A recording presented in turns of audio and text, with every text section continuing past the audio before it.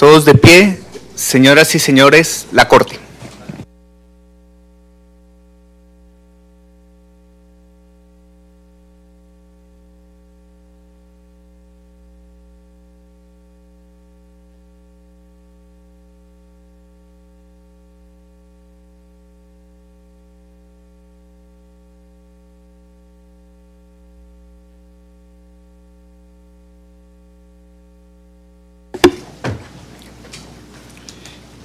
Muy bien, se reabre esta audiencia en el caso Canales Guapaya y otros contra Perú. Corresponde ahora a los intervinientes comunes de los representantes de las presuntas víctimas y los representantes del Estado expongan sus alegatos finales orales sobre las excepciones preliminares y sobre el fondo del caso. Además, que la comisión exponga sus observaciones finales. Para efectos de adelantar estas presentaciones, daré la palabra ahora al defensor interamericano, interviniente común de los representantes de las presuntas víctimas, para que presente sus alegatos finales orales. Adelante, por favor. Muchas gracias, señor presidente. Honorable Corte, en el año 1992, el entonces presidente del Perú, Alberto Fujimori, instituyó transitoriamente el llamado Gobierno de Emergencia y Reconstrucción Nacional, en el marco del cual dispuso, entre otras cosas, el dictado del Decreto Ley 25.640, autorizando la ejecución de un proceso de racionalización del personal del Congreso de la República, por el cual los trabajadores debían optar entre renunciar a la carrera administrativa o someterse indefectiblemente a un muy cuestionado proceso de evaluación y selección de personal.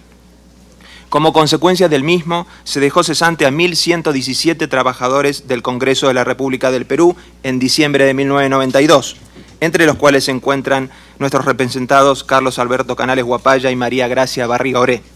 Sin embargo, la reprobación de un proceso de evaluación no constituía una de las causales para el cese de empleados públicos. El régimen laboral que hasta ese momento estaba vigente y bajo el cual se desempeñaban nuestros representados, se encontraba establecido en el Decreto Legislativo número 276, conocido como la Ley de Bases de la Carrera Administrativa, según el cual gozaban del derecho a la estabilidad laboral previsto en el artículo 48 de la Constitución Política de 1979, siendo que una de las pocas causales para su cese sería una falta grave establecida en un procedimiento disciplinario previo, pero nunca un proceso de racionalización del personal como aquel por el cual fueron cesados, el que por otra parte jamás había sido previsto legalmente con anterioridad. Además, este decreto, Ley 25.640, en el marco del cual fueron cesadas las víctimas del presente caso, disponía en su artículo 9 que no procedía la acción de amparo dirigida a impugnar directa o indirectamente la aplicación de dicho decreto ley. Como si dicha limitación no fuera suficiente, el presidente de la comisión administradora encargada de concretar ese proceso de evaluación y selección del personal del Congreso dictó la resolución número 1239A92CACL, cuyo artículo 27 dispuso que no se aceptaría ningún tipo de reclamo sobre los resultados del examen y en consecuencia expediría, sin posibilidad de cuestionamientos, las listas de los trabajadores cesados. Nuestros representados presentaron acciones de amparo denunciando la violación de sus derechos laborales y constitucionales, las que culminaron con rechazos por parte del Tribunal Constitucional, que a su vez ratificó la plena vigencia de esos decretos leyes relacionados con el cese masivo de los trabajadores. Sentado ello, como aquí ya se ha dicho, cabe agregar que los hechos del presente caso tienen idénticas características a los del caso Trabajadores Cesados del Congreso del Perú, Aguado de Alfaro y otros. Allí la Corte ya señaló que en la República del Perú existía en dicha época un marco normativo que impedía a las víctimas tener claridad sobre la vía a la cual debían acudir con el fin de impugnar su cese como funcionarios de carrera del Congreso. Ello así porque además de tal legislación se daba un contexto histórico que les impidió a los trabajadores ejercer de manera eficaz y útil sus derechos constitucionalmente adquiridos, cercenándoles un verdadero acceso a la justicia. En aquel caso también la Corte estimó que toda normativa que contenga una prohibición de impugnar los eventuales efectos de su propia aplicación o interpretación no podía ser considerada en una sociedad democrática como una limitación válida al derecho a un real y efectivo acceso a la justicia, el cual no puede ser arbitrariamente restringido, reducido ni derogado. Que la normativa vigente impidiese cuestionar legalmente tanto el resultado de los exámenes como presentar amparos contra el proceso de racionalización del personal, contribuyó a propiciar un clima de desprotección e inseguridad jurídica que impedía o dificultaba conocer la vía idónea para reclamar los derechos que se consideraban vulnerados. Tanto así que, como nuestros representados explicaron a lo largo de todo este proceso, había situaciones que se resolvían de manera distinta, como el caso ya señalado por ellos del señor Eduardo Salcedo Piñerrieta, en ese entonces ministro del Servicio Diplomático, quien también interpuso una acción de amparo por haber sido declarado cesante por un decreto ley que facultaba al Ministerio de Relaciones Exteriores para declarar la excedencia del personal del Servicio Diplomático. Es decir, una situación idéntica a la que aquí se trataba en distintos ámbitos. Sin embargo, el mismo Tribunal Constitucional que denegó los amparos de nuestros representados consideró que el decreto ley en ese caso, a pesar de tener absoluta coincidencia con el aquí cuestionado, sí transgredió los procedimientos y los derechos reconocidos por la Constitución Política del Perú de 1979, violando el derecho a la estabilidad laboral del accionante. En definitiva, ante situaciones similares, el Tribunal Constitucional fallaba en forma opuesta, generándose esa situación de desigualdad de la cual vienen hablando las presuntas víctimas desde hace ya varios años. Un elemento esencial también a tener en cuenta es que, en definitiva, las sentencias del Tribunal Constitucional que definieron los casos culminaron afirmando que la resolución por la cual fueron cesadas las víctimas fue dictada en el estricto cumplimiento de los decretos leyes emitidos al efecto, normas que, a entender de dicho tribunal, evidentemente no serían incompatibles con la Constitución. Este honorable tribunal no es un dato menor, desde el momento en que esos decretos leyes que fueron considerados válidos por el Tribunal Constitucional fueron dictados por un Poder Ejecutivo que, en el mismo contexto, dejó en suspenso los artículos de la Constitución Política, disolvió el Congreso de la República y se otorgó las funciones que correspondían al Poder Legislativo a través del dictado precisamente de estos decretos leyes. Tal situación, que evidentemente violaba el principio de legalidad, no habría podido jamás superar un debido control de constitucionalidad y convencionalidad que era obligatorio para todas las autoridades de la República. Al respecto, también la Honorable Corte, en su sentencia del 31 de enero del 2001, dictado en el caso del Tribunal Constitucional versus Perú, afirmó que había quedado demostrado que la independencia e imparcialidad del Tribunal Constitucional del Perú en ese entonces se vieron coartadas con la destitución de 3 de sus magistrados el 28 de mayo de 1997. Señaló que ello sin dudas conculcó la posibilidad de ejercer el control de convencionalidad y el consecuente examen de la adecuación de la conducta del Estado a la Constitución. Existía en definitiva una situación generalizada de ausencias de garantías e ineficacia de las instituciones judiciales para afrontar hechos como el presente caso. Como se dijo en esa sentencia del caso de trabajadores cesados, era evidente que en aquella época para la cual se resolvieron las demandas de las víctimas de este caso, el Poder Judicial carecía de la independencia suficiente frente al gobierno, lo que dificultaba que los jueces hicieran un uso del control difuso de constitucionalidad y convencionalidad en relación a estos decretos leyes. Esto también fue suficientemente acreditado en el día de la fecha con los dichos en esta audiencia por la perita Lourdes Flores Nano, quien hizo una alusión precisa y pormenorizada de la falta de independencia del Poder Judicial en la época de los sucesos ahora tratados. Además, el propio Estado peruano, a partir del año 2001, reconoció los ceses irregulares de los trabajadores del sector público con el dictado de una serie de leyes y disposiciones administrativas que dispusieron la revisión de los mismos, a efectos de brindar la posibilidad de que el personal cesado pudiera reivindicar sus derechos. Y concretamente, la Comisión Especial para la Ejecución de la Sentencia de la Corte Interamericana del citado caso Aguado Alfaro, el 14 de diciembre del 2010 declaró en forma definitiva y vinculante que las 257 víctimas de dicho caso, que insisto, se encuentran en una situación idéntica a la de nuestros representados, fueron cesadas irregular e injustificadamente. En definitiva, ha quedado claro que, al igual que en aquel caso, aquí ocurrió todo en un contexto de impedimentos normativos y prácticos para asegurar un acceso real a la justicia. La Corte Interamericana también ha establecido que los recursos contra las violaciones a los derechos humanos deben ser efectivos e idóneos y no pueden considerarse efectivos aquellos recursos que, por las condiciones generales del país o incluso por las circunstancias particulares de un caso dado, resulten ilusorios. Por todo ello, sin perjuicio de una serie de argumentos que agregaremos en los alegatos escritos para contestar la posición en la cual se ha enrolado el Estado, afirmamos que la supresión de la posibilidad de revisión y control del acto administrativo que generó la violación sufrida por las víctimas vulneró el derecho a un recurso sencillo y rápido y excluyó a las presuntas víctimas de la protección judicial efectiva. La existencia de actos del Estado que no sean objeto de control por vía administrativa o por vía judicial es incompatible con la Convención Americana. Se concluye entonces que el Estado violó los artículos 8.1 y 25.1 de la Convención Americana y en relación también a los artículos 1.1 y 2 de la misma en perjuicio de los del señor Canales Guapaya y la señora Barriga Ore. En cuanto a las reparaciones que han sido solicitadas por nuestros representados, debo señalar lo siguiente. Deben atender ellas al objetivo de restitución integral, es decir, retrotraer el estado de cosas al momento de cometida la vulneración. Como dijimos antes, la comisión especial constituida para la ejecución de la sentencia de la Corte Interamericana en el caso de trabajadores cesados emitió un pronunciamiento definitivo y vinculante el 14 de diciembre del 2010 declarando los ceses irregulares. Pero allí también se establecieron algo que es no menor. Se establecieron medidas de reparación que efectivamente responden a ese principio de restitución integral. Por ello, y para evitar cualquier tipo de dificultad interpretativa que pueda argumentarse en relación a las medidas de reparación que puedan implementarse, consideramos que las allí dispuestas satisfacen enteramente las pretensiones de nuestros representados.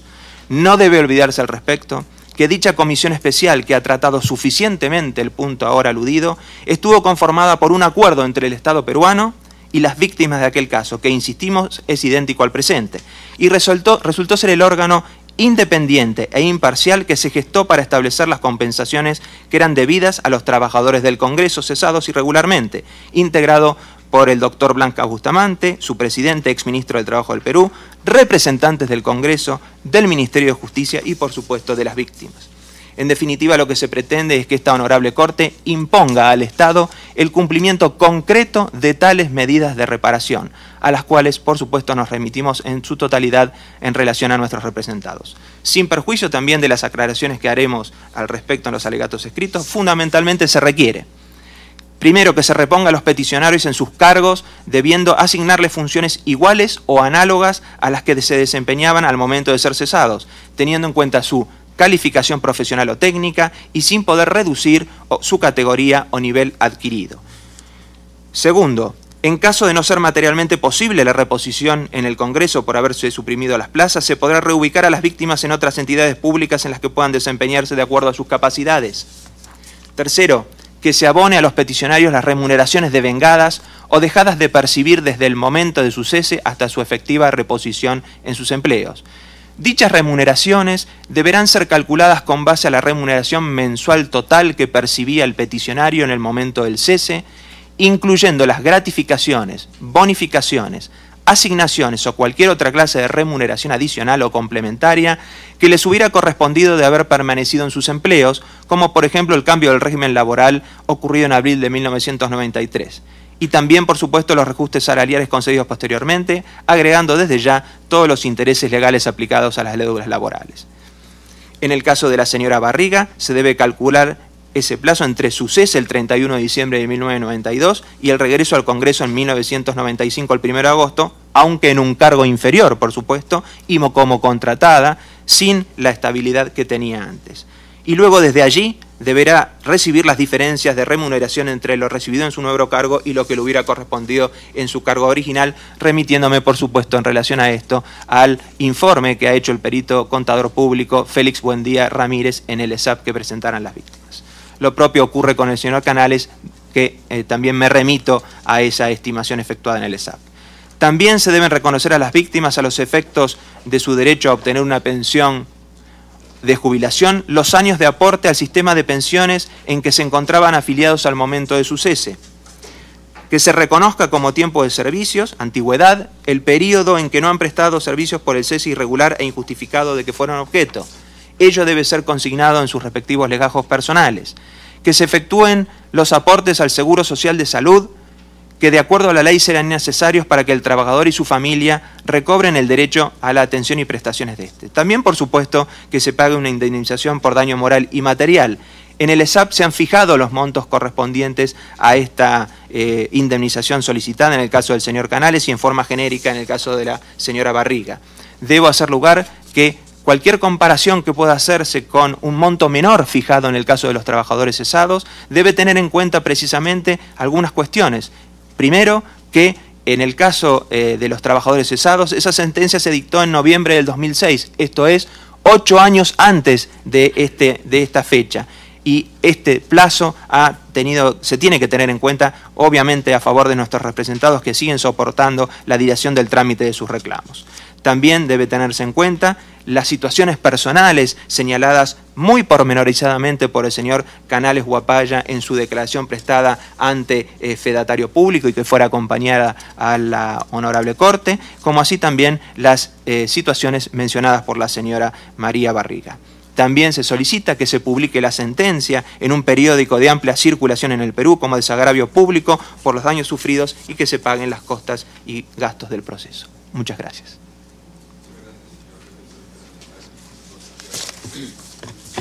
Le corresponde el uso de la palabra al doctor Luis Alberto Molero, representante de la presunta víctima José Castro Ballena. Adelante, por favor.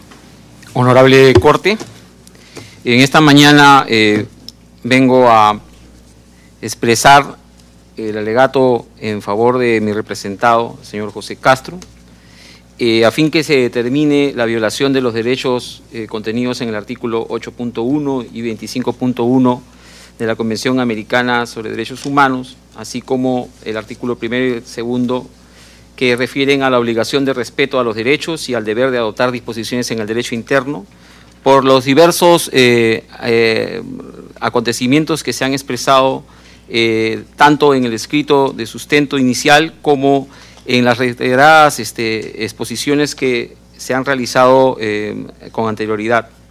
Pero creo que lo primero que tengo que confirmar, después de lo que mi colega acaba de expresar, es esta situación de excepción en la que el señor Castro, al igual que sus compañeros trabajadores, cayeron en una situación de indefensión y de imposibilidad de acudir efectivamente al Poder Judicial para proteger sus derechos vulnerados. Como se ha comentado hoy, esta situación nació de una ruptura institucional en la que por el cierre del Congreso también se dispuso un proceso de racionalización de los trabajadores administrativos que formaban parte de esta organización. Esa situación que fue manifiesta a través de un decreto ley que prohibía en su artículo 9 la imposibilidad de la presentación del recurso que en esos momentos la legislación constitucional preveía, que es el amparo, ha sido claramente el inicio de una situación en la que mi representado ha sido expuesto no solo a la indefensión y a la imposibilidad de hacer justicia en el plano interno, sino que adicionalmente le ha generado un conjunto de impactos negativos en su proyecto de vida. El señor Castro ha manifestado a través de su declaración jurada que ustedes tienen consigo cómo ha sido el devenir de su situación personal frente a este cese irregular. Él era un trabajador administrativo nombrado que tenía garantizado su acceso a una carrera en la función administrativa, producto del régimen vigente con la Constitución del 1979 y el Decreto Legislativo 276.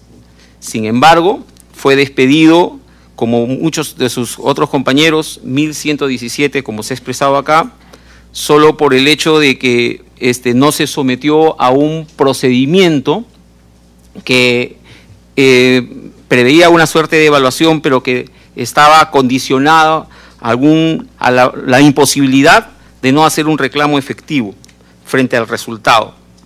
Por esa razón, en primer lugar, y ya ateniéndonos al pronunciamiento previo de la Corte en el caso de Aguado Alfaro, que es, como se ha dicho aquí, similar, nosotros fundamentalmente estamos aquí para pedir una reivindicación de la situación en la que él estuvo expuesto, porque consideramos que es la única medida integral que permitiría la restitución frente al daño causado por la actitud del Estado. Se ha expresado esta mañana también cuáles son las circunstancias en las que el Poder Judicial atendía a los reclamos de la ciudadanía, la falta de independencia, la manera arbitraria como se designaban a los jueces, la provisionalidad de los mismos y la exposición al poder político que estos tenían, lo que claramente tenía que ver con la imposibilidad material de concretar una protección constitucional que estaba establecida previamente como condición para el desarrollo del derecho al trabajo.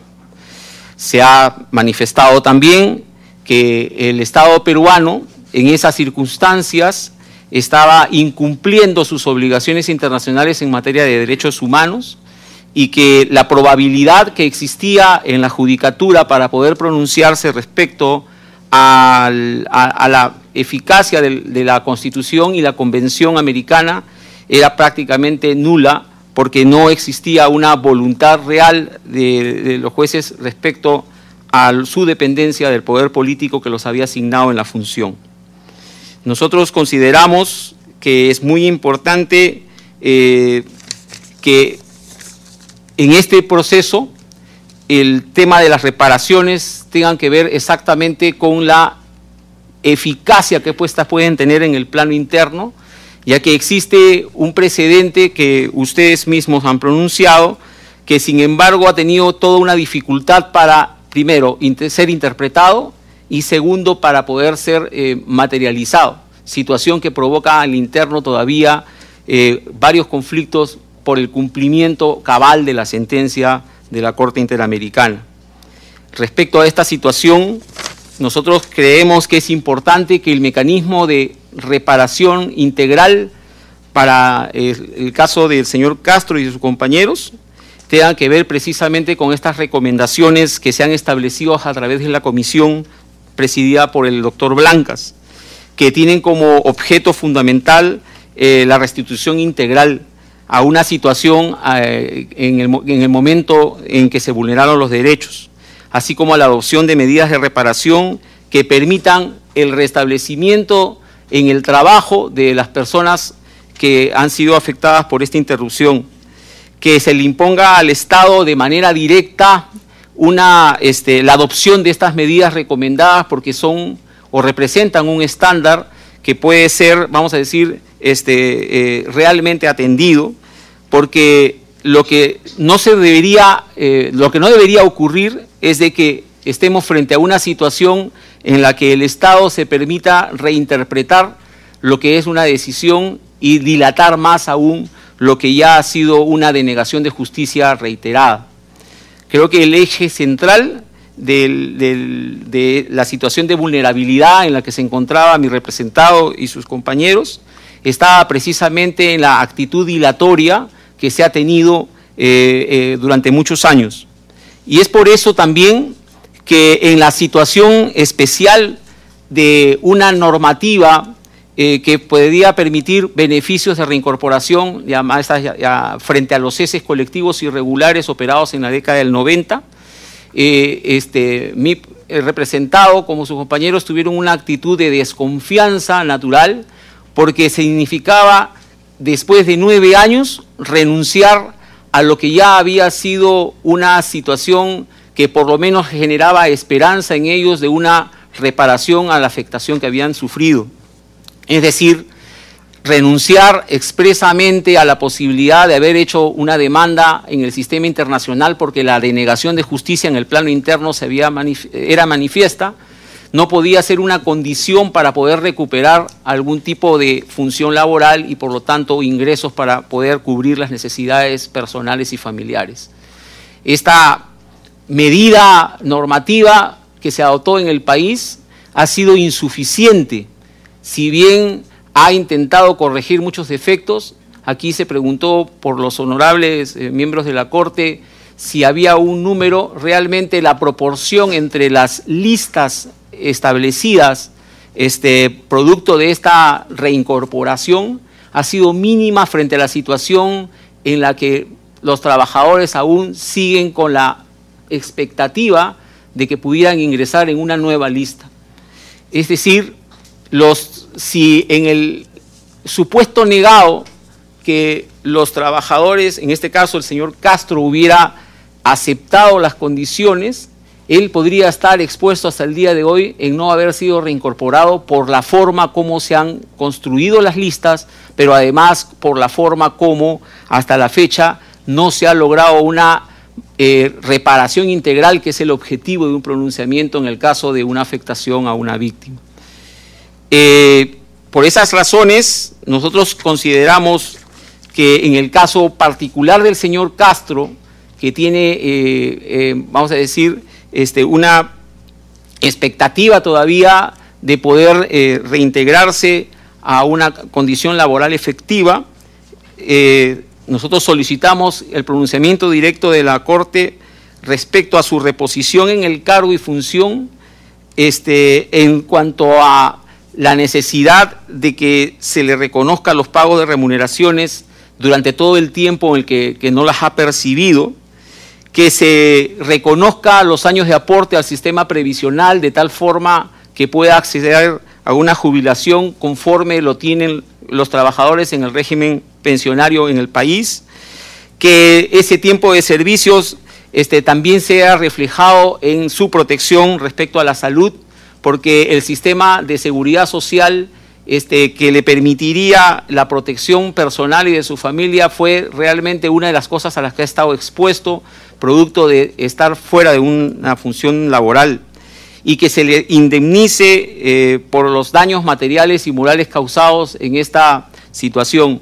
Y vale aquí una aclaración, porque en algunos escritos presentados por el Estado se ha pretendido desvirtuar el peritaje que nosotros hemos presentado, y por eso nosotros creemos y confirmamos que nuestra posición es una posición de restitución integral y no de ningún afán personal por obtener beneficios distintos a los que representan lo que consideramos la afectación directa a los derechos fundamentales del señor Castro. Nosotros nos reservamos el derecho de ampliar por escrito o de ampliar, aclarar a la Honorable Corte todo lo que sea necesario en los términos de la reparación integral y la precisión respecto a la indemnización, y consideramos fundamental, eso sí, que en esta oportunidad la Corte busque de manera directa un mecanismo de cumplimiento efectivo por el Estado peruano de lo que significaría su pronunciamiento, porque en el caso Aguado Alfaro, aún con el esfuerzo realizado hasta la fecha, hay algunas situaciones pendientes que lo que han hecho han hecho que muchos de esos trabajadores tengan que buscar caminos alternativos al interno para poder exigir una posibilidad concreta de reparación. Gracias. Han concluido sus alegatos los representantes de las presuntas víctimas. Le corresponde el uso de la palabra a los señores agentes del Estado peruano. Señor presidente, señores jueces, muchas gracias. El Estado peruano organizará su presentación de alegatos orales de la siguiente manera. En primer término, el suscrito se referirá respecto a los hechos controvertidos en las pretensiones de la ilustre comisión y los señores representantes de las presuntas víctimas en relación a las alegaciones de violación del artículo 8.1 y 25.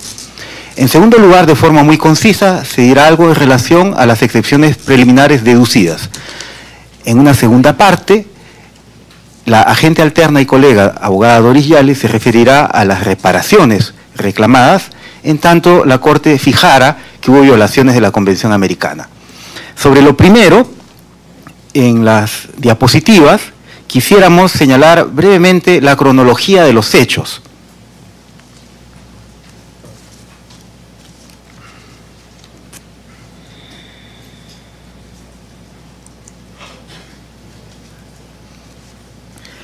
Se ha precisado por la propia comisión en el informe de fondo que la controversia en la presente causa no versa sobre los ceses irregulares y la decisión tomada al respecto, sino en sentido específico por lo que ocurrió después, es decir, si las 3 presuntas víctimas pudieron acceder a una protección judicial adecuada y efectiva.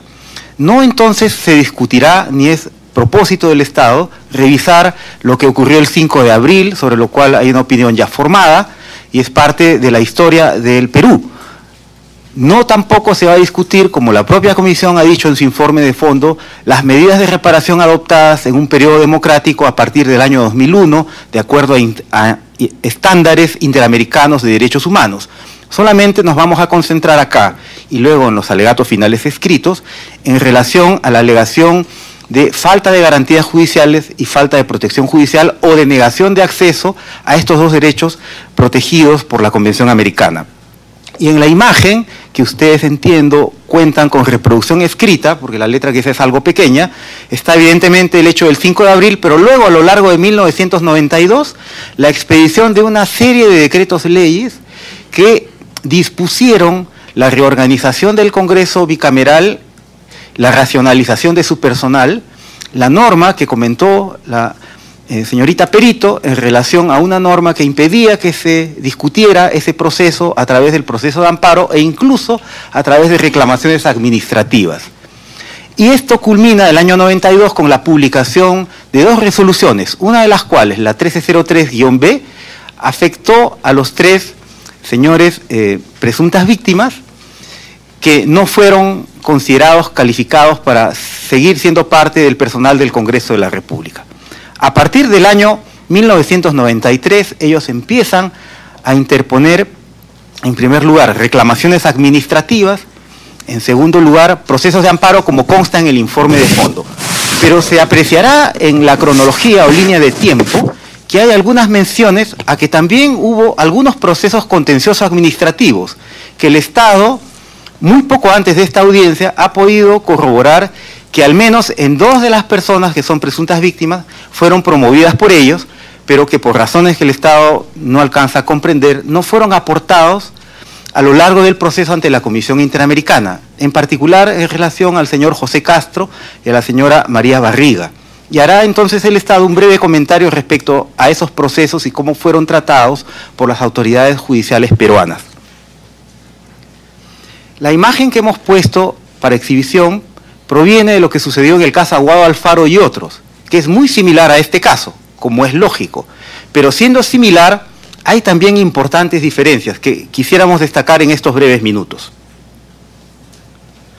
Entonces, como hechos relevantes, encontramos que, en primer lugar, ante la decisión de la Comisión Administradora del Patrimonio del Congreso de declarar que 3 de las presuntas víctimas, en este caso ante la Honorable Corte, no habían sido calificadas, se publica esta decisión el 31 de diciembre y ellas, como han dicho, mediante declaraciones en affidavit y aquí en audiencia con la señora María Barriga, impugnaron administrativamente esas decisiones y no encontraron respuesta administrativa del Congreso. En el caso de los trabajadores cesados del año 2006, solamente algunas de las personas interpusieron reclamos administrativos. Y eso es una diferencia importante, porque aquí los 3 trabajadores cesados, señores José Castro, señor Canales Guapaya y señora María Barriga, interpusieron reclamos administrativos. En segundo término, en el caso Aguado Alfaro, hubo un solo proceso de amparo al cual se adhirieron o en su instante promovieron las 257 víctimas. En el presente caso se trata de 2 procesos de amparo, uno interpuesto por el señor Canales Guapaya y otro interpuesto en forma conjunta por los señores Castro Ballena y señora María Gracia Barriga. Entonces, los itinerarios de cada proceso tienen una especificidad propia. Y si bien el resultado final fue el que no se acogieron sus pretensiones, ellos contaron con las garantías judiciales que estaban disponibles en ese momento en el Estado peruano.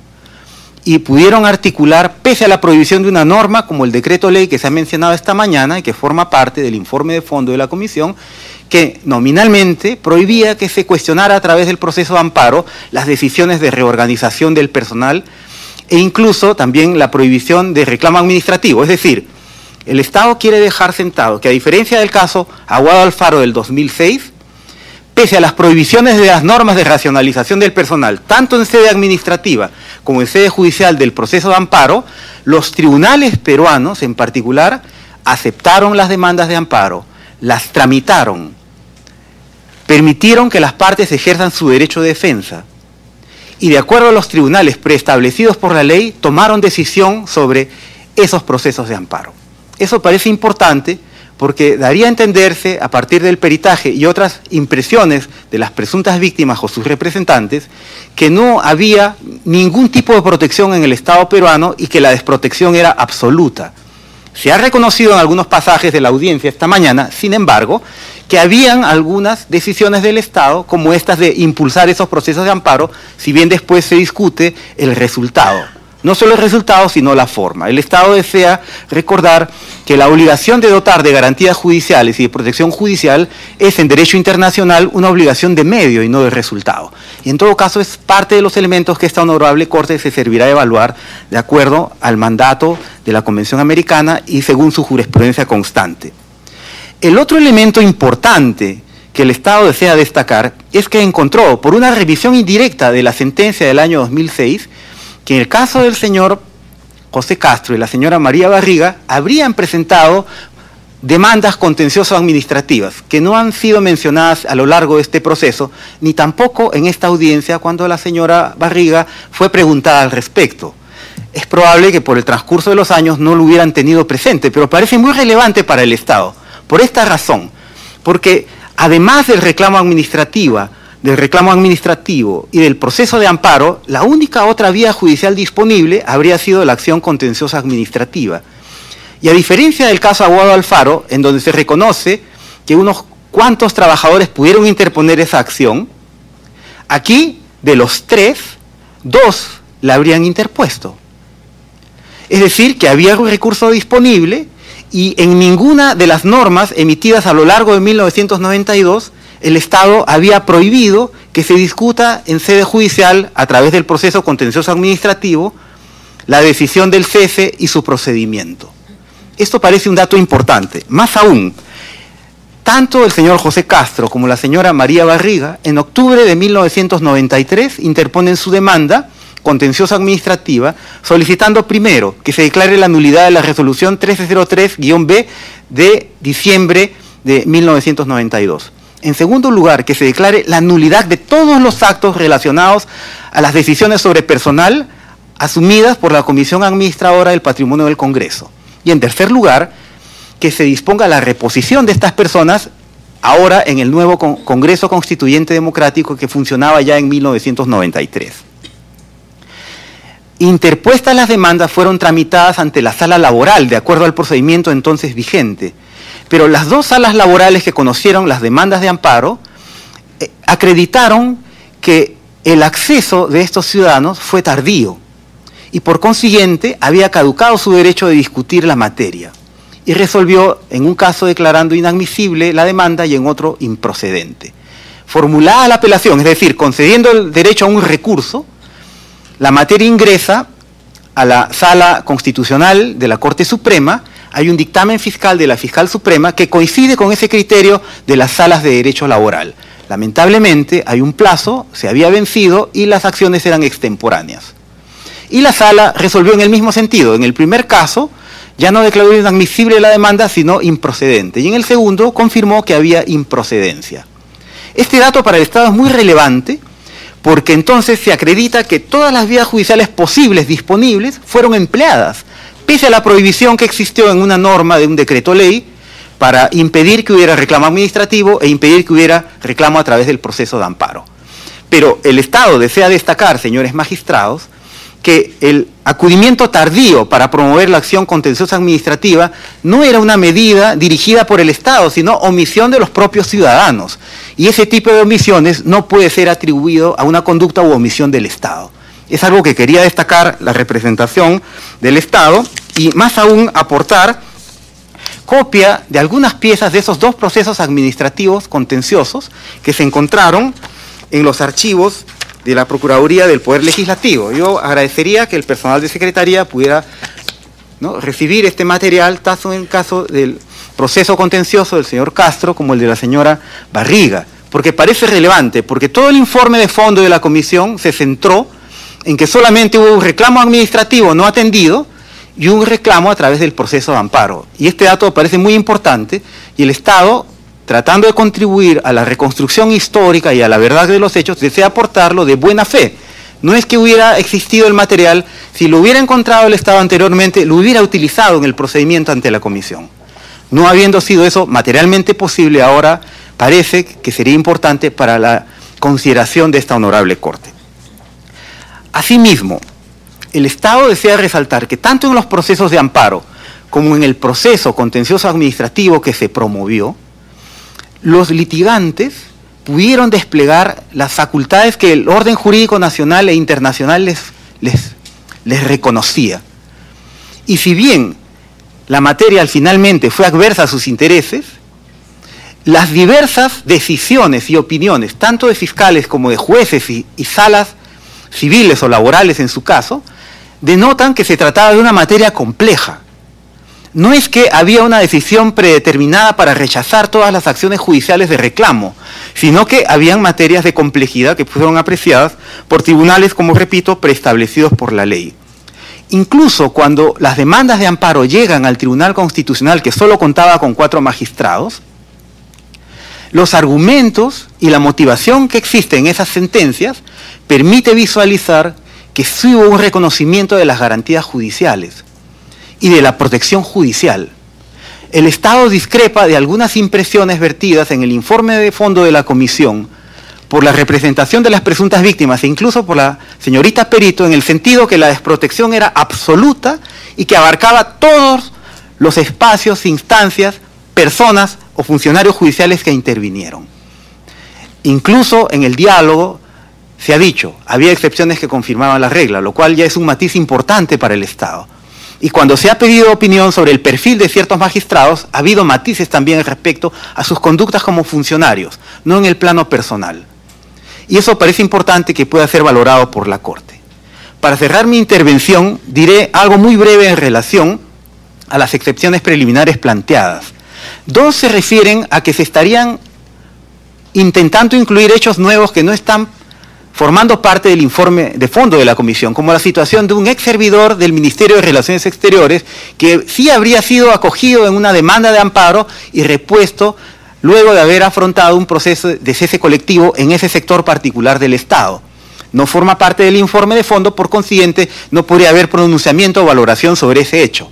Dicho sea de paso, la alegación de que habría allí una vulneración al derecho a la igualdad no forma parte tampoco del litigio en esta Corte, porque no está en debate el artículo 24, desde que la propia Comisión los señaló así en su informe de admisibilidad. Tampoco forma parte del marco fáctico el pretender incluir a una nueva víctima, que es el hijo del señor Canales Huapaya. Eso no fue considerado por la ilustre comisión y, por consiguiente, las presuntas víctimas solo son las 3 que se han mencionado, que han declarado mediante affidavit, y la señora Barriga, que ha declarado presencialmente ante esta Corte durante la mañana. El Estado, por cuestión de tiempo, ampliará esta argumentación en relación a las excepciones y asimismo en relación a los otros argumentos en los alegatos finales escritos. Pero como hemos indicado, dado que hay particulares demandas en relación a las reparaciones que podría fijar la Corte si se acreditase las violaciones de la Convención Americana, mi colega y agente alterna, abogada Doris Yale, se pronunciará respecto a algunas de ellas.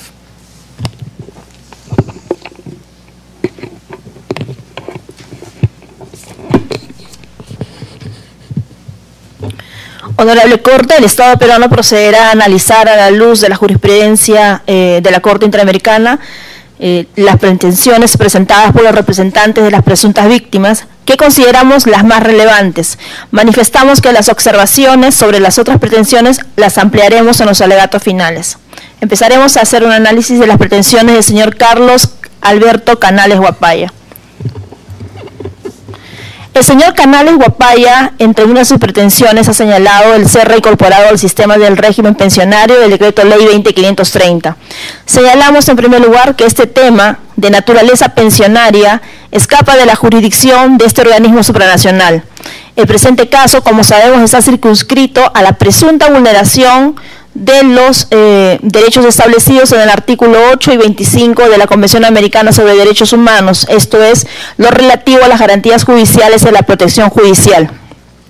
Cabe señalar además que el sistema de pensiones del Decreto Ley 20.530 constituye un régimen cerrado en nuestro país, sobre lo cual ya la propia Comisión Interamericana se ha pronunciado en el caso 12.670 ex trabajadores cesados del Instituto Peruano de Seguridad Social, en su informe de fondo y admisibilidad, señalando que el Estado podría establecer restricciones y limitaciones a los montos pensionarios, teniendo en consideración que había un fin legítimo de protección a la sociedad en general, con lo que la Comisión Interamericana convalidó el accionar del Estado peruano al realizar su proceso de reforma constitucional respecto al régimen pensionario del Decreto Ley 20.530.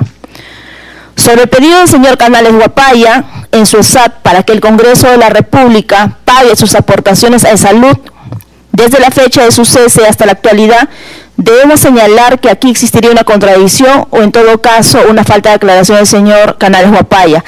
El señor Canales Huapaya, en la pregunta formulada, la pregunta número 14, formulada por el Estado peruano para el affidavit, el señor Canales Huapaya, al preguntársele cuáles serían las pruebas documentales que fundamentarían las afectaciones, él señala textualmente: la única prueba documentada que poseo son los ecocardiogramas a los que me someto en esa luz cada 3 meses, por lo que su pretensión no es muy clara.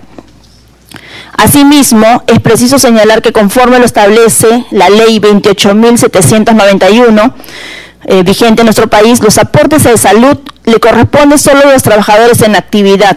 Tal es así que las tasas de aporte en salud equivalen al 9% de las remuneraciones o ingreso del trabajador. Dichos aportes son de cargo obligatorio de la entidad empleadora, que debe declararlos y pagarlos en su totalidad mensualmente de salud. También el Tribunal Constitucional ha sido claro en señalar en su jurisprudencia que la pretensión sobre reconocimientos de haberes por un trabajo no realizado resulta totalmente infundado. Solo para citar, en su sentencia recaída en el expediente 1450-2001 en acción amparo, ha señalado el Tribunal Constitucional que aunque es inobjetable que a un trabajador cesado indebidamente sus funciones se le ocasione un perjuicio durante todo el periodo que no laboró, ello no puede suponer el reconocimiento de haberes, sino exclusivamente el de una indemnización por el daño generado.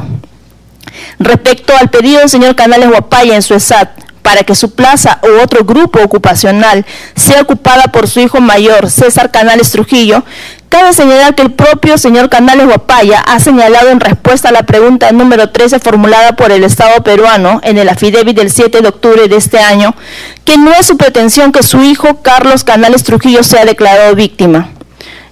Y señala que antes de su cese, cuando un trabajador nombrado fallecía o se jubilaba, le daban la oportunidad a un familiar directo para que ingrese a laborar. Al respecto, debo precisar que en la legislación peruana no existe la posibilidad de aceptar la cesión laboral. No existe la posibilidad de aceptar la cesión laboral, es decir, el puesto de trabajo de una persona no puede ser cedido a otra persona. Así también, esto lo señala el artículo 22 del Reglamento Interno del Reglamento del Congreso de la República, cuando señala que el ingreso de personal al servicio parlamentario se realiza por concurso de selección a cargo del Departamento de Recursos Humanos, y eso está sujeto a un periodo de prueba que establece la ley. Por otro lado, ni la Comisión Interamericana ni los defensores interamericanos han demostrado que dicha persona, es decir, el señor César Canales Trujillo, ha sido víctima de alguna violación establecida en la Convención Americana sobre Derechos Humanos. El señor César Canales Trujillo, por ello, no podría beneficiarse de algún tipo de reparación porque no tiene la condición de víctima. Ya sabemos claramente que el artículo 35, numeral 1 del reglamento de la Corte señala que la etapa procesal para poder identificar las víctimas es en el informe de fondo. Igualmente, el defensor interamericano, para poder sustentar o fundamentar esta inclusión del señor César Canales Trujillo, ha señalado el artículo 35, numeral 2 del reglamento de la Corte Interamericana. Pero este artículo solo habla de una situación especial cuando no es posible identificar a alguna o algunas presuntas víctimas de los hechos del caso por tratarse de casos de violaciones masivas o colectivas. Señores magistrados, en el presente caso no se aplica la excepción contemplada en el artículo 35, numeral 2 del reglamento de la Corte. porque este no es un caso de violaciones masivas o colectivas o sistemáticas que hubieran impedido a la Comisión Interamericana identificar a alguna o algunas de las presuntas víctimas.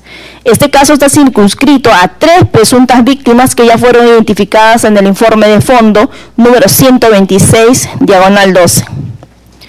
Respecto a la señora María Gracia Barriga-Oré, que señala que se restablezca su nivel remunerativo salarial en el grupo ocupacional nivel STA, que ostentaba al momento de su cese, debo señalar que la señora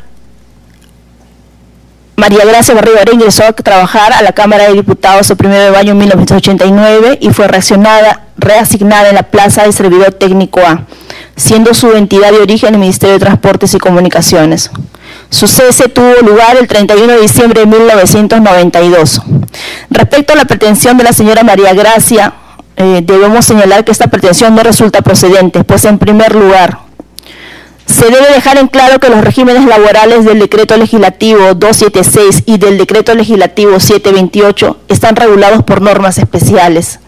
Tal es el caso que en el régimen laboral del Decreto Legislativo 276 existen niveles STA, STB, STC y STD, que no exigen mayores requisitos, se podría decir académicos, para poder pertenecer a dicho grupo ocupacional. En el Congreso de la República, los trabajadores de servicio parlamentario, bajo el régimen laboral privado, es decir, de la 728, en la cual actualmente ella labora, mantienen una escala remunerativa que reconoce 14 grupos o 14 tipos de cargo, asignándoles una remuneración mensual a cada uno de ellos. En ese sentido, señores magistrados, los regímenes laborales público y privado son totalmente diferentes. Se sujetan a principios, criterios y normas disímiles entre sí. Los cargos o puestos de trabajo en ambos regímenes son totalmente distintos. Asimismo, las escalas y los beneficios son diferentes, por lo que no cabe una comparación equivalencia con los puestos de carrera. Por otro lado, se debe indicar que los servidores bajo el régimen STA, que es el cargo que ocupaba la señora María Gracia Barriga-Oré en el momento de su cese, actualmente reciben una remuneración mensual de 1.251 nuevos soles, lo que equivale a $431 norteamericanos. La señora Barriga-Oré actualmente viene percibiendo 5.809 soles, que equivaldría a aproximadamente $2.000 americanos mensuales, en su condición de trabajadora del grupo ocupacional técnico con el nivel remunerativo ST7, por lo que informamos a la Corte Interamericana que la señora María Barriga tiene actualmente una significativa mejora económica. Finalmente, tal como la Corte Interamericana decidió en el caso Abrida Losilla y otros versus Perú en su párrafo 122, si una alegada indebida ubicación en sus categorías laborales no forma parte del marco fáctico de la demanda, no puede ordenarse medidas que se dirijan a reparar perjuicios relacionados con dicha situación. Respecto a la reincorporación en el Congreso de la República solicitada por los señores Canales Guapaya y Castro Ballena, así como el pedido de las presuntas víctimas del reconocimiento de su compensación por tiempo de servicios por el tiempo que dejaron de laborar producto de este cese, así como lo relacionado a las remuneraciones dejadas de percibir, debemos señalar que esto deberá ser definido por la Corte Interamericana de Derechos Humanos, o en todo caso ordenar que ello se decida en sede interna, tomando en cuenta la situación particular de cada caso. Sin embargo, no obstante, consideramos que la Corte defina esta situación, estas pretensiones, necesitamos hacer una serie de consideraciones al respecto. Por el concepto de daño material solicitado por las presuntas víctimas, el señor Carlos Alberto Canales Guapaya está solicitando la suma de 3.926.150 nuevos soles, que equivaldría a la suma de 1.353.485 dólares americanos. La señora María Gracia Barriga-Oré está solicitando el pago de 1.096.194 nuevos soles, que equivaldría a la suma de 377.998 dólares americanos. El señor José Castro Ballena está solicitando la suma de 3.854.946 nuevos soles, lo que equivale a 1.375.000 dólares americanos. El Estado precisa que dichas pretensiones desnaturalizan el verdadero objeto y fin del sistema de protección de los derechos humanos.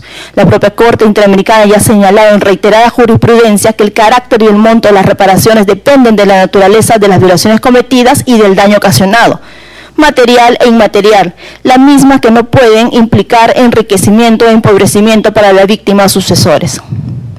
En relación al daño inmaterial o moral, debemos señalar que el señor Carlos Canales Huapaya está solicitando el pago de $150.000 americanos, que es lo que le costaría el traslado a Houston, Texas, para operarse. Asimismo, la señora María Gracia Barriga Oré, como el señor José Castro Ballena, solicitan que la Corte Interamericana sea quien defina lo relativo al daño inmaterial. Considerando los precedentes jurisprudenciales de la Corte Interamericana de determinación de reparación por daño inmaterial, el Estado peruano considera excesiva la cantidad solicitada por el señor Carlos Canales Huapaya, por lo que señalamos nuestra disconformidad por la suma elevada por el concepto de daño inmaterial. Incluso el concepto que menciona no corresponde a daño inmaterial. Respecto a lo solicitado por los señores José Castro Ballena y María Gracia, que sea la Corte quien determina lo relativo al daño inmaterial, es preciso señalar que la Corte Interamericana ha señalado que en casos que no sea posible vislumbrar con claridad y certeza el daño inmaterial de las víctimas, por no tratarse de graves violaciones de derechos humanos, la carga de la prueba del representante es aún mayor a la hora de fundamentar el nexo causal entre la violación a la Convención Americana y el daño alegado. En caso de no probarse de manera detallada dicho nexo causal, la Corte no puede intentar determinar un daño que no se encuentra plenamente probado. De allí que en estos casos se requiere argumentar sobre la prueba de manera completa y precisa para adoptar una decisión fundamentada al respecto. Ya para terminar, respecto a las costas y gastos pretendidas por el señor José Castro Ballena, ha solicitado la suma de $70.000 americanos por gastos y costas procesales. Debemos señalar que el señor José Castro no ha fundamentado buena parte de la pretensión requerida. Tal es así que el señor José Castro Ballena señala que respecto a los gastos en el trámite de su proceso de acción de amparo ante el Poder Judicial y el Tribunal Constitucional en sede interna, manifiesta, literalmente lo voy a mencionar, lo que dice el señor José Castro, dice: dado el tiempo transcurrido y a fin de no entregarle información inexacta, solicito a la Corte que fije el monto debido proporcionalmente de los gastos en lo que haya podido incurrir dentro del periodo que va de septiembre de 1993 a enero de 1999, es decir, 5 años, 4 meses. No puede plantearse a la Corte que se confiera una suma abierta sin el debido sustento de los gastos realizados. Por consiguiente, la pretensión del señor José Castro Ballena, así como las pretensiones solicitadas por la señora María Gracia y también el señor Carlos Canales Huapaya, deberían ser desestimadas por la falta de fundamentaciones. Eso es todo. Gracias. Muchas gracias a los señores representantes, agentes del Estado peruano. En este momento le preguntaría a los representantes de las presuntas víctimas si quieren hacer uso de su derecho de réplica. Si es así, entonces también se le concederá en su momento, si lo consideran los representantes del Estado peruano, su derecho a realizar la dúplica. Adelante, por favor. Bueno, muchas gracias, señor presidente. Bueno, en relación, primero y brevemente por el plazo que queda, que es muy corto, a las excepciones preliminares, debo decir que con relación a esta mención que se ha hecho a lo largo de toda la tramitación del caso, del precedente Salcedo Peñarrieta, al cual han hecho alusión las víctimas, debo señalar que la excepción que presenta el Estado tiene relación con la hipotética vulneración del derecho de defensa de esa parte. Esta vulneración del derecho de defensa no es admisible de ninguna manera porque es una sentencia que se conoce por parte del Estado desde el inicio prácticamente de estos reclamos a nivel nacional. Desde allí fueron presentadas estas documentaciones y fueron sostenidas también y mencionadas a lo largo del trámite de toda la comisión, con lo cual no puede haber ningún tipo de sorpresa procesal al respecto en relación a que esto pueda vulnerar su derecho de defensa. Y además, por otra parte, se debe tener en cuenta que lo que se ha señalado en definitiva es que es otro modo de hacer saber y hacer conocer a la Corte que era un modo de ejemplificar el contexto general como marco fáctico en el cual se desarrollaban las situaciones, donde había una completa falta de conocimiento de la vía a la cual acceder y con situaciones diversas en cuanto a cómo fueron resueltas. Después debo señalar también que, sin perjuicio de que continuaremos con los alegatos escritos contestando todos los argumentos del Estado, que contrariamente a lo que ha sucedido con relación a lo que acabo de explicar, en relación a que era conocido por el Estado este precedente Salcedo Peñarreta, es llamativo el encuentro de la documentación que ha efectuado el Estado ahora y su aporte en este momento en relación a estas acciones contenciosas administrativas que habrían presentado, en este caso, la señora Barriga. Sin embargo, sin perjuicio de esto, esto tiene un trasfondo relacionado con que la acción debería haber sido interpuesta a la contenciosa administrativa y no el amparo como se hizo. Lo cierto es que en el precedente de trabajadores cesados este tema ya fue discutido. Y este tema fue discutido y la Honorable Corte dijo que tampoco resultaba clara la viabilidad o idoneidad de la jurisdicción contenciosa administrativa, porque en situaciones similares, concretamente también las de los señores Ribote Rodríguez y Córdoba Melgarejo, 89.29 de aquella sentencia, se llegaron a situaciones contradictorias en relación a esa vía de interposición de los reclamos relacionadas con los precedentes Cabrera Mullios y Quintero Coritoma, que es a lo cual hace alusión también el Estado. Debo señalar también que el Estado ha señalado que las víctimas del presente caso no tuvieron obstáculo alguno para el ejercicio de sus derechos, porque interpusieron concretamente demandas de amparo. Lo cierto es que, en definitiva, y como ya lo ha expuesto el aperito, la sentencia del Tribunal Constitucional que definieron los casos señalaron la vigencia absoluta de los decretos leyes que motivaron los ceses injustificados. Y, en definitiva, ese era el más alto tribunal que decidía la cuestión y tenía la situación se planteaba la situación de imparcialidad a la cual aludió el aperito y que ya señaló también la Honorable Corte en el precedente a la que se hiciera alusión precedentemente. Con relación al régimen por el cual deben los trabajadores regirse, el 276, 728, si hubieran continuado en sus cargos como correspondía, hubieran tenido el régimen laboral 728, que es el que están reclamando, pero sobre esto también lo explicaremos en forma más detallada al momento de realizar los alegatos escritos. En relación a que lo que solicitan es extraordinario, es excesivo, lo que están solicitando no es ni más ni menos que lo que se les adeuda en relación a lo que deberían haber cobrado si hubieran continuado en sus cargos en el Congreso como debió haber esto sucedido. En relación a las equivalencias de nivel, también en los alegatos escritos haremos referencias concretas al porqué de las pretensiones de mis representados. Gracias. Sí, adelante. Honorable Corte, yo quiero precisar en el caso de la excepción preliminar relativa a la inclusión de hechos nuevos que aduce el representante del Estado, que no es tal, no corresponde a la verdad. Lo que se ha hecho en el escrito, en el ESAP, precisamente ha sido precisar de que con la intención de poder tener con claridad la escala remunerativa y los beneficios relacionados con el cargo de jefe de la Unidad de Control Patrimonial que desempeñaba mi representado, el señor Castro, lo que se hizo fue precisamente bajo las normas vigentes en el Perú, pedir acceso a la información pública, cosa que fue denegada constantemente, y por lo mismo se intentó una vía que la Constitución garantiza, que es el habeas data, para requerir información, pero no tiene que ver con una alusión a un hecho nuevo ni a una intención de que esto desvirtúe el pedido original relacionado con la denegación de justicia y el recurso efectivo, que es por lo que versa este proceso.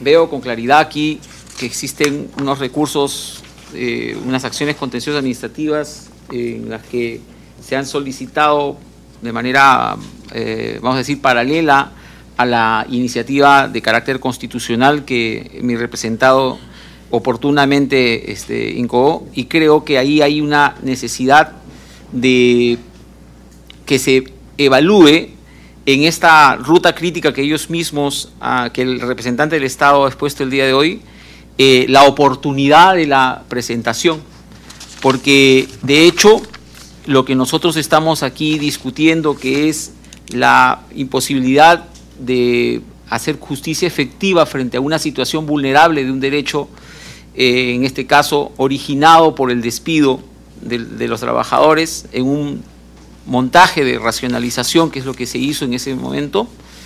Lo que nosotros queremos es anotar que esta imposibilidad de distinguir entre cuál es la vía idónea en la que se incurrió producto de la fractura institucional hizo que, como mucha gente en esas circunstancias, se presentaran de manera paralela más de una solicitud con tal de que se pueda buscar una reparación al daño que se les estaba causando.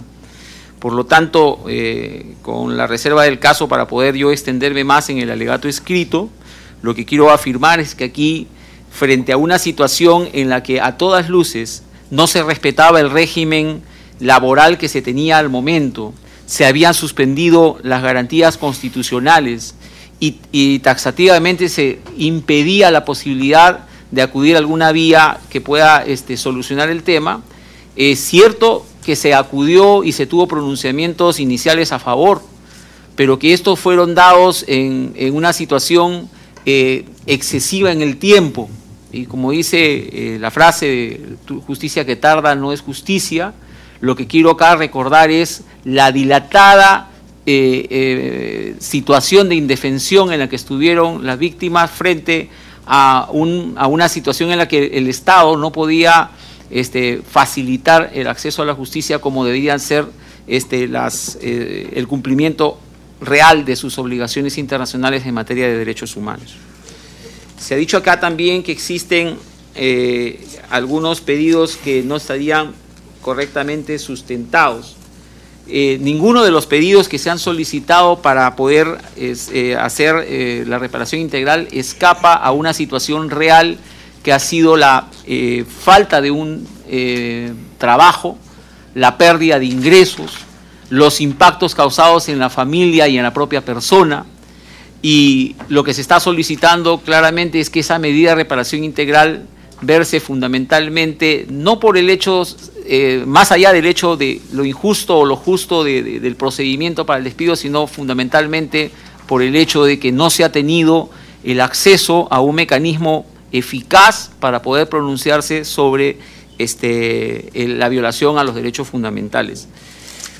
Es muy importante que en el tema esta presentación nueva de un recurso que se nos está presentando, se tenga en cuenta de que también el procedimiento contencioso administrativo estuvo expuesto a esta misma situación de vulnerabilidad e irregularidad en la que estaba enmarcado el Poder Judicial dependiente del Poder Político.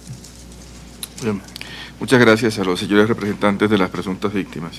Le corresponde el turno a los señores agentes del Estado peruano para que, si lo tienen a bien, hagan uso del derecho a la dúplica. Señor presidente, gracias. Solamente un comentario en relación a la mención a que decisiones aparentemente contradictorias de los tribunales significarían en sí mismo violaciones de las garantías judiciales o de la protección judicial. El informe de contestación al informe de fondo de la Comisión del Estado mencionó que esa situación no necesariamente significa una vulneración o de las garantías judiciales o de la protección judicial. Precisamente es función de las altas cortes de justicia en los diversos estados partes de la Convención Americana en donde se puede producir la unificación de criterios. Por consiguiente, la mención a que una decisión finalmente resultó adversa a los intereses de algunos de los ciudadanos que traen el caso ahora a través de la Comisión Interamericana ante esta honorable Corte, habría que evaluarla proceso por proceso. En el caso que se ventila, aquí hablamos de dos procesos de amparo que contaron con resoluciones, algunas favorables en los tramos iniciales y otras adversas, y por diversas razones, de orden procesal o incluso de orden sustantivo.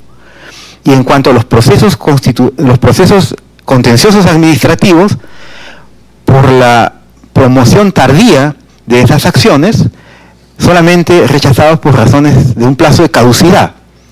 Situación que puede acontecer en cualquier sistema jurídico nacional de algún país de la región. Incluso el propio sistema interamericano de protección tiene para las comunicaciones individuales un plazo de caducidad fijado en la convención, y no por eso se va a decir que es una medida irrazonable. Razón por la cual el Estado desea puntualizar que habría que examinar caso por caso la situación alegada, y en la situación de una persona que pueda ilustrar a la Corte que fue favorecida por un proceso de amparo en el mismo periodo cronológico, pero que no es parte de los hechos del caso, pues que sea evaluado con ese cuidado, ¿no? En todo caso, el Estado entendía que se trataba de una ampliación del marco fáctico. Si los propios representantes consideran que no se trata de hecho, pues la Corte sacará sus propias conclusiones, pero no parece que después de varios años de litigio se aporten, ¿no?, situaciones nuevas, y en una situación de ambigüedad después se pueda llegar a establecer que el Estado ha consentido con alegaciones de ese tipo de situación. Y eso era, señor presidente. Muchas gracias, señores agentes del Estado peruano. Finalmente, se le concede la palabra a la Comisión Interamericana para que presente sus observaciones finales. Adelante, doctora Silvia. Gracias, señor presidente. Como se anunció en la presentación inicial, va a formular las observaciones finales de la comisión en 4 grupos. El primero de ellos es la corroboración de que la situación de estas 3 víctimas es igual a la del caso ya decidido por la Corte. De las similitudes me permito mencionar 5. Las víctimas de este caso, respecto del caso ya decidido por la Corte, hacen parte del universo de más de 1.000 trabajadores y trabajadoras del Congreso de la República, cesados en diciembre del 92. Sus ceses fueron dispuestos en aplicación del Decreto Ley 25640, o bien por no haber pasado alguno de los exámenes de calificación, o bien por no haberse presentado a ellos. Interpusieron acciones de amparo ante el Poder Judicial, a pesar de que el artículo 9 del Decreto Ley 25640 indicaba su improcedencia. A pesar de haber obtenido decisiones favorables, o bien en primera o bien en segunda instancia, el Procurador Público del Poder Legislativo interpuso recursos en contra de tales fallos hasta que el Tribunal Constitucional decidió definitivamente la improcedencia de la acción de amparo. Al momento de acudir al sistema interamericano en el año 98 respecto al caso ya decidido y en el año 99 en el caso actual, el Estado no había dado respuesta alguna a los ceses colectivos de 1992 y de 1993. Estos 5 elementos, en opinión de la Comisión, permiten ofrecer a la Honorable Corte las razones por las cuales los casos tienen una similitud sustantiva. En esta audiencia el Estado argumentó que existen 4 diferencias entre los casos. La primera, que en el caso actual las 3 víctimas hicieron reclamos administrativos, y respecto del caso Aguado Alfaro, que tan solo algunas hicieron reclamos administrativos. La Comisión considera que esta diferencia no tiene ninguna relevancia, pues la Corte en su sentencia no distinguió entre quienes reclamaron administrativamente y quienes no, a efectos de las violaciones. La segunda diferencia planteada por el Estado es que en el presente caso son 2 procesos de amparo, mientras que en el caso ya decidido es un solo proceso. Sobre esto tampoco la Comisión encuentra ninguna relevancia sustancial. El tercer argumento del Estado es que en el caso actual se admitieron y decidieron los amparos, mientras que en el caso ya decidido las razones de improcedencia fueron diferentes. En efecto, las razones de improcedencia en el caso Aguado Alfaro fue la interposición extemporánea del recurso de amparo. Sin embargo, esta extemporaneidad tampoco fue considerada relevante por la Corte para emitir su decisión. Y la cuarta diferencia es que en este caso 2 personas habrían presentado acción contencioso administrativa, mientras que en el caso Aguado Alfaro solo algunos de ellos. En este tema tampoco tiene ninguna relevancia esta distinción, puesto que la Corte tampoco efectuó ninguna distinción en la sentencia. Sobre este punto quisiera mencionar también una cuestión procesal, y es que los hechos que el Estado pretende probar con la documentación presentada en esta audiencia ocurrieron con anterioridad a la contestación del Estado, y que el Estado tuvo la oportunidad de presentar prueba documental y que no ha argumentado las razones de fuerza mayor por las cuales no fue posible aportar esta prueba en el momento procesal oportuno. Con estas consideraciones, la Comisión considera que efectivamente las consecuencias jurídicas del caso Aguado Alfaro deben ser aplicadas en su integridad al presente caso. y con eso me permito pasar al segundo punto de esta presentación, y es cuál es el análisis jurídico que debe ser reiterado en este caso. En su contestación, el Estado de Perú solicitó a la Corte que declare que no violó los artículos 8 y 25 de la Convención. El argumento del Estado es que la inconformidad con un resultado no puede ser la base de una violación de la Convención. Sobre este argumento, la Comisión recuerda que el objeto del informe de fondo y de la sentencia de la Corte no fue la determinación de la arbitrariedad o no de los ceses, sino la efectividad del recurso interpuesto por las víctimas. Precisamente por ello, la Comisión no entró a revisar los fundamentos de la sentencia o los fundamentos de improcedencia de la sentencia, como tampoco lo hizo la Corte en su oportunidad, sino el clima de inseguridad jurídica prevaleciente en la época y la ausencia de independencia e imparcialidad que convertían en ilusorios y que hacían casi nula la perspectiva de efectividad de tales recursos. El hecho de que en las decisiones judiciales de improcedencia ratificadas por el Tribunal Constitucional no se hiciera referencia explícita al artículo 9 del decreto 25640, que es uno de los argumentos que también plantea el Estado, no modifica esta conclusión. Al contrario, se trataba de una norma que determinaba a priori el resultado de las acciones de amparo, precisamente de improcedencia, como ocurrió en los casos de las 3 víctimas.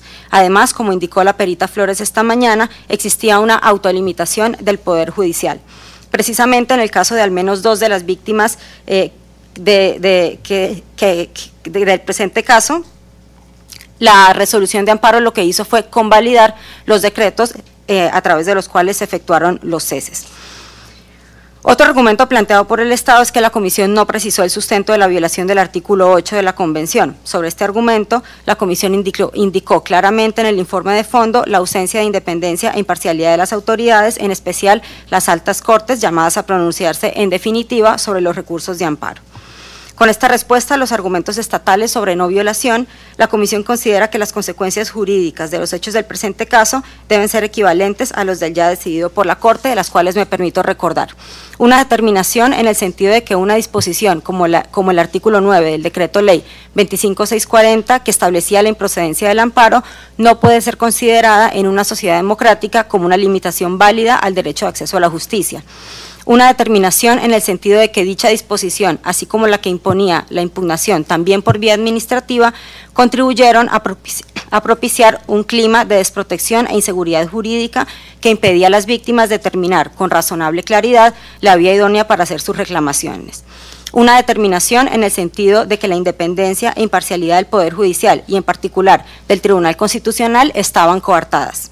Y una conclusión en el sentido de que existió una violación de los artículos 8 y 25, pues los hechos ocurrieron en un contexto de, abro comillas, impedimentos normativos y prácticos para asegurar un acceso efectivo a la justicia y una situación generalizada de ausencia de garantías e ineficacia de las instituciones judiciales.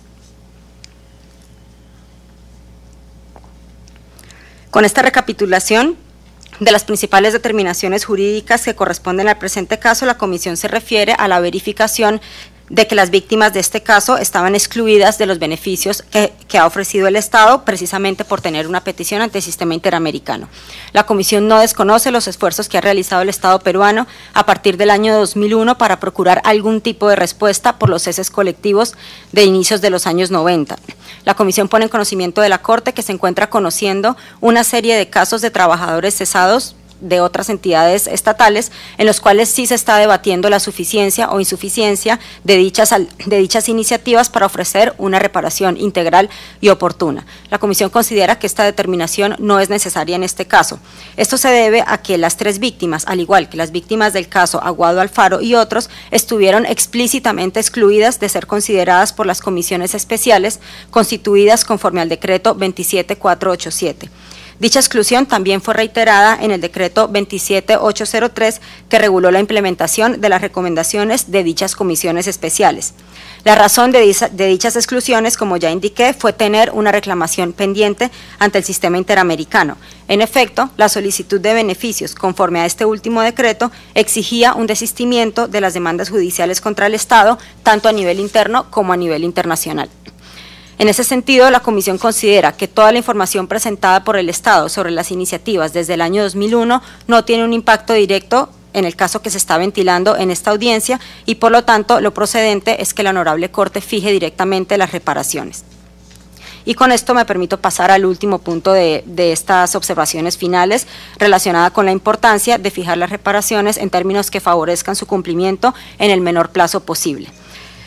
Sobre esto, quiero partir de la reparación dictada por la Corte en estos términos textuales: que el Estado garantice a los lesionados en el goce de sus derechos o libertades conculcados a través del efectivo acceso a un recurso sencillo, rápido y eficaz, para lo cual deberá constituir a la mayor brevedad un órgano independiente e imparcial que cuente con facultades para decidir en forma vinculante y definitiva si esas personas fueron cesadas regular y justificadamente del Congreso de la República o, en caso contrario, que así lo determine y fije las consecuencias jurídicas correspondientes, inclusive en su caso las compensaciones debidas. Al fijar la recomendación en el informe de fondo de este caso, la Comisión tomó en cuenta no solamente la reparación ordenada por la Corte en el caso Aguado Alfaro, sino lo que ha venido sucediendo en el proceso de supervisión de cumplimiento de sentencia. En este proceso, la Corte ha emitido dos resoluciones, una en noviembre de 2009 y otra en noviembre de 2010. En la resolución del año 2009, pasados 3 años de emitida la sentencia, la Corte se pronunció sobre la incompatibilidad con lo dictado en las reparaciones respecto de la comisión creada unilateralmente por el Estado. Ya en la resolución de noviembre de 2010, la Corte tomó nota favorable de la creación de una segunda comisión especial. La información disponible tras esta resolución indica que esta segunda comisión especial emitió un acta el 14 de diciembre de 2010, en la cual, primero, se reconoció que los ceses fueron irregulares e injustificados. Se reconoció la necesidad de la reincorporación y se indicó que se entendía como tiempo de servicio a efectos de la compensación por daño material. Teniendo en cuenta los avances ya alcanzados en la creación de la segunda comisión especial y sus determinaciones en diciembre de 2010, la Comisión consideró pertinente incluir en la recomendación de este caso la referencia a la comisión especial y sus determinaciones. La Comisión considera que, partiendo de la base de que los ceses de las 3 víctimas también fueron irregulares, es viable entender que les son aplicables las determinaciones de la segunda comisión especial y, por lo tanto, dichas determinaciones podrían ser la base de las reparaciones que dicte la Honorable Corte, sin necesidad de ordenar que el Estado cree un nuevo órgano independiente para tales fines.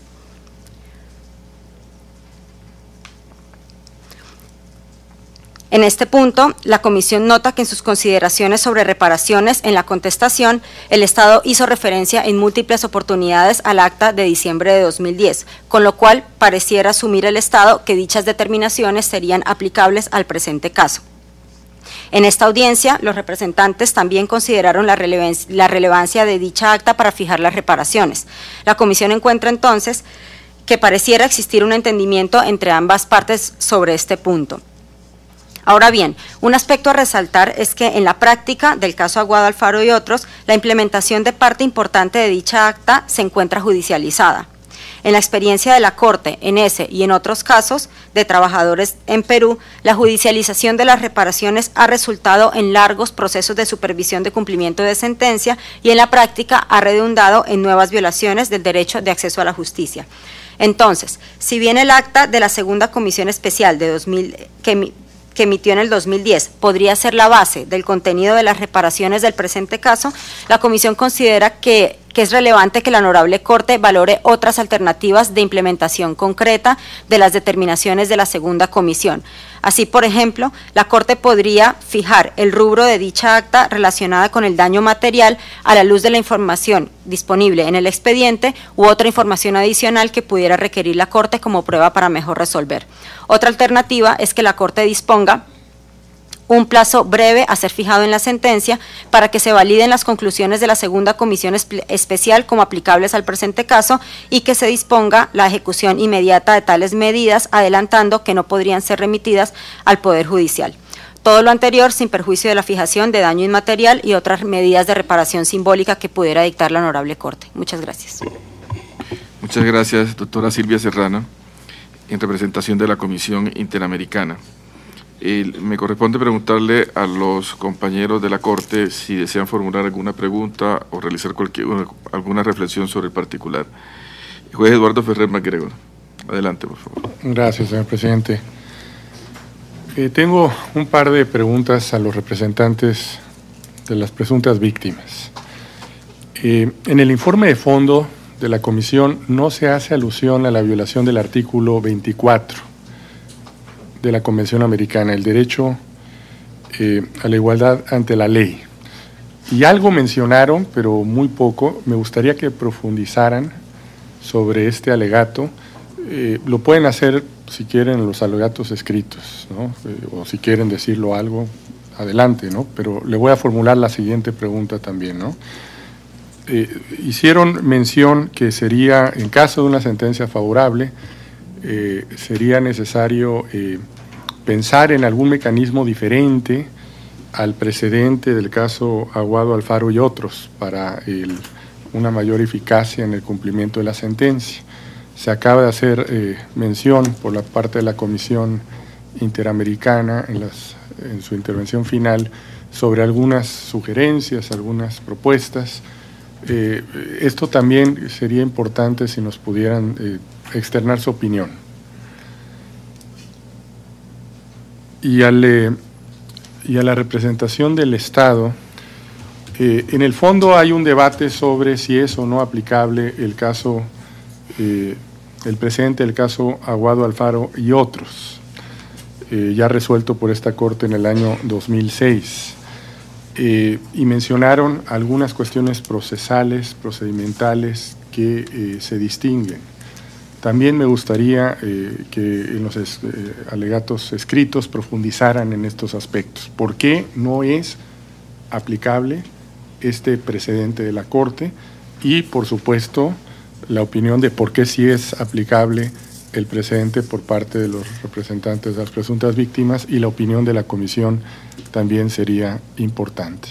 No sé si quisieran comentar en este momento algún aspecto, pero si no, en los alegatos escritos y observaciones. Por escrito, doctor, haremos las aclaraciones pertinentes. Muy bien, muchas gracias. Señor agente del Estado. El Estado responderá a la cuestión del señor magistrado en los alegatos escritos. Gracias. Doctora Silvia Serrano, de igual manera.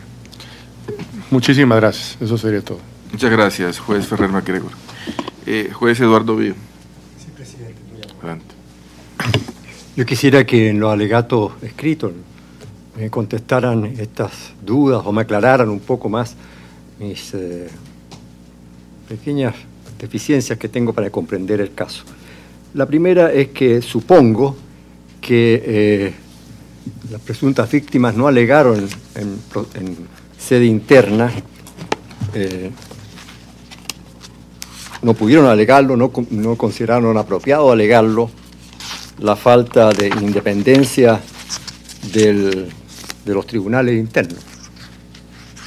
Eso es lo primero. Y lo digo porque al invocarse el artículo 8, en el 8.1 se dice: toda persona tiene derecho a ser oída con las debidas garantías y dentro de un plazo razonable por un juez o tribunal competente, independiente e imparcial.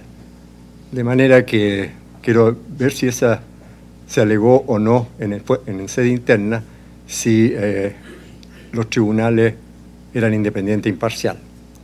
Y las razones por las cuales, si no se hubiese alegado, no se alegó. También me interesaría, ciertamente, el Estado puede hacer también observaciones, consideraciones sobre el particular en su momento, esto es en el alegato final. También me gustaría que me aclararan un poquito la invocación solo del artículo 8 y 25. Y lo digo porque entre los antecedentes que tenemos es que la Comisión sometió el caso a la Corte en el que, alegando violaciones a los derechos consagrados en los artículos 8.1 y 25.1 de la Convención, en relación con las obligaciones previstas en el artículo 1.1 y 2 del mismo instrumento por parte de la República del Perú, en perjuicio de las presuntas víctimas, como consecuencia de la falta de respuesta judicial adecuada y efectiva frente a los ceses en calidad de funcionarios permanentes del Congreso de la República del Perú. Entonces mi cosa aquí es el 8 y el 25, o más bien, como decía el juez Ferrer, ¿no sería el derecho a la igualdad, también el derecho a la igualdad, o quizás el derecho a propiedad? porque se está alegando sobre el cese. Y se alegan las indemnizaciones, que se paguen indemnizaciones. Una duda que tengo, más bien teórica también, pero considero importante. También quisiera señalar, y esto básicamente para el Estado. El Estado ha dicho que de lo que se trata aquí es de una obligación de comportamiento y no de resultado. Pero mirando el artículo 25.1, y me permito leerlo porque toda persona tiene derecho a un recurso sencillo y rápido o a cualquier otro recurso efectivo ante los jueces o tribunales competentes que la ampare contra actos que violen sus derechos fundamentales, reconocidos por la Constitución, la ley o la presente convención, aun cuando tal violación sea cometida por personas que actúen en ejercicio de sus funciones oficiales. Esto es, ¿no puede el Poder Judicial violar también un derecho? ¿No sería que no estaría por tanto involucrado solo el 8 y el 25? ¿No sería solo una cuestión de comportamiento, sino resultado? Que los tribunales deberían, como lo reclama la comisión, deberían dar una respuesta judicial adecuada y efectiva.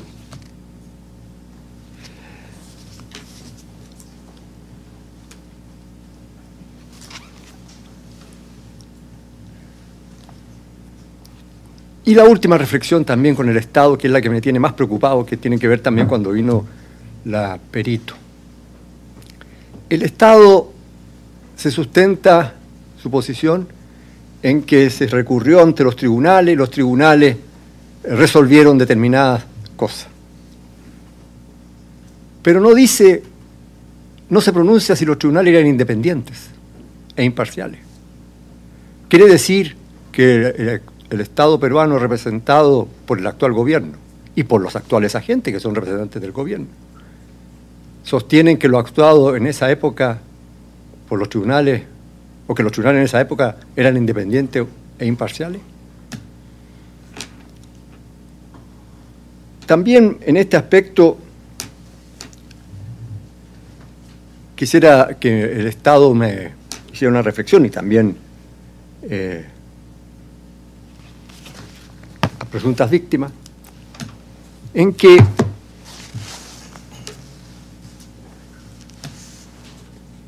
sí, todo lo que se hizo luego del 2000, lo que se hizo ya en el gobierno democrático, si se hubiese aplicado a las presuntas víctimas,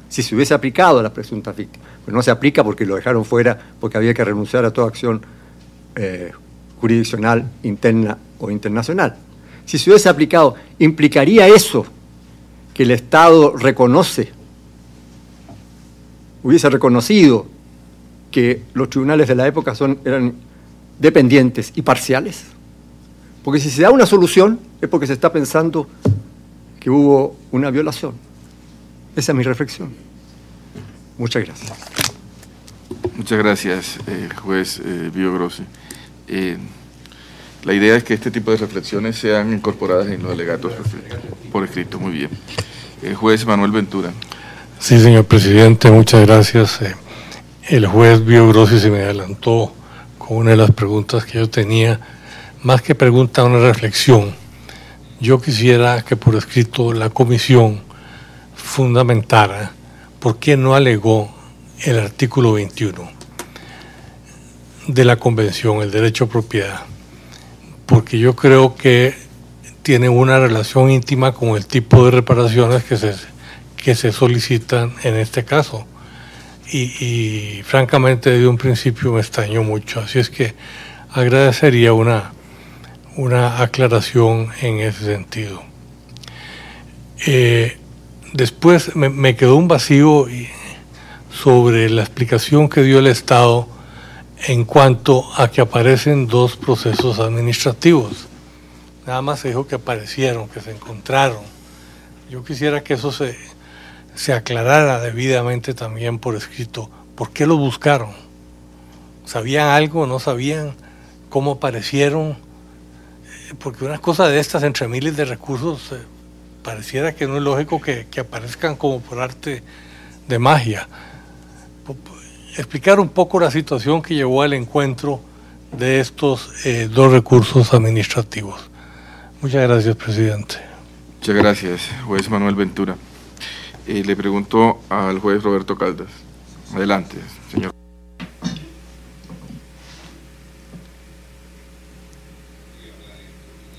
Vamos a probar el canal 1, si se escucha. Muy bien. Para empezar, quisiera decir que algunas de las preguntas que se presentaron por mis colegas, algunas de mis preguntas ya fueron contestadas por los representantes, por el Estado y por la Comisión. Quisiera información de parte de la Comisión. Por ejemplo, la existencia de otros casos parecidos a este ante la Comisión que se refieran a los hechos consecuencia de los hechos de los trabajadores cesados del Congreso. Claramente se podrá hacer en forma escrita esta presentación. Además, los representantes y el Estado seguramente se encontrarán en mejores condiciones principalmente el Estado, de comparar la situación de estos tres trabajadores y hacer una comparación de los sueldos y de eventuales colegas que hubiesen estado a su mismo nivel administrativo, para que se pueda saber, determinar y facilitar posibles cálculos que haya que hacer. Al determinar la sentencia que deberá emitir la Corte.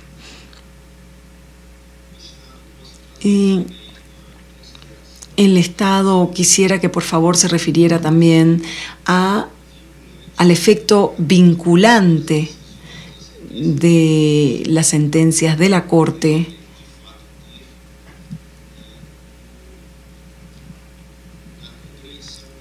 en la interpretación o la comprensión de otros casos que se presenten sobre este tema en general, sobre el tema de fondo,